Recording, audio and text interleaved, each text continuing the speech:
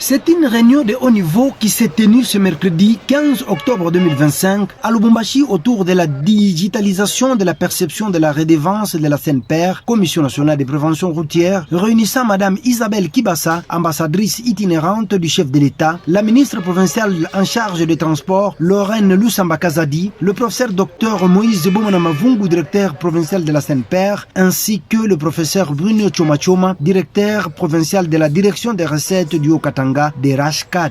Autour de ces échanges, expliquer clairement les systèmes numériques destinés à moderniser la collecte de la redevance routière avec pour objectif d'améliorer la transparence, l'efficacité et la traçabilité des recettes à l'ambassadrice itinérante. Oh, mais je sors de là très satisfaite par rapport à ce que l'on m'a présenté, vraiment très contente parce que bon, ça va vraiment aider à une certaine lisibilité. Donc, on a parlé des perceptions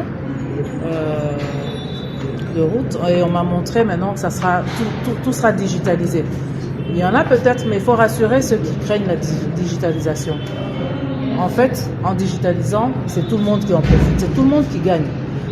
Et au lieu que ça soit ça se présente de façon opaque, ici vraiment on a cette visibilité-là et moi ça me plaît énormément et très sincèrement je soutiens la démarche. Madame Kibasa a exprimé un vif intérêt que le chef de l'État accorde pour cette initiative, saluant les efforts déployés par les autorités provinciales et ses services techniques. C'est vraiment le message qu'il faut faire passer.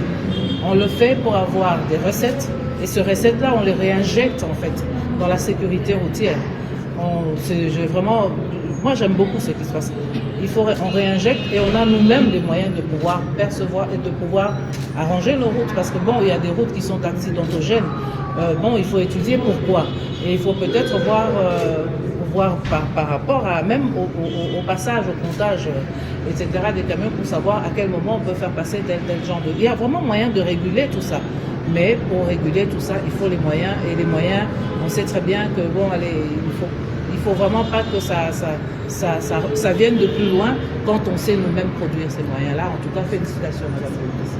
L'équipe technique a présenté les fonctionnalités du nouveau système mettant en avant ses capacités à automatiser les opérations de perception et à sécuriser le flux financier. Selon le responsable présent, cette réforme donnera un impact significatif sur le développement de la sécurité routière dans la province du Haut-Katanga. Tout d'abord, dans un premier temps, j'aimerais remercier l'Excellence d'être venu dans les locaux pour voir ce qui a été fait. L'objectif local, c'est sécuriser la population, ce qui est un élément très important. Cette perception permettra de mettre des panneaux, de mettre des feux rouges, de diminuer les embouteillages. Et c'est vraiment nécessaire pour la population. Donc c'est ça qui est vraiment important. La réunion s'est conclue sur une note d'engagement collectif avec la promesse d'un accompagnement institutionnel de la présidence pour assurer le succès en garantissant une meilleure gestion dans la mobilisation des recettes.